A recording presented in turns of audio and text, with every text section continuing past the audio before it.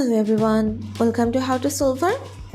Today in this video I'm gonna show you how to create Threads account in your Android phone. Before starting the video, please subscribe to How to Solver. So let's get started. For this, you have to open your Threads. Now here you can see your Instagram account. Press on this.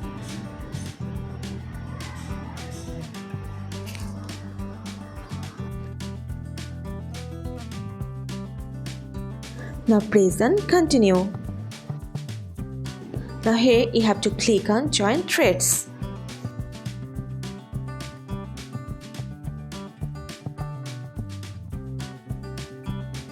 Press on allow threads to send you notifications.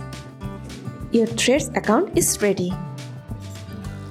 So this is how to create threads account in your Android phone. So guys, that's it. You can do this.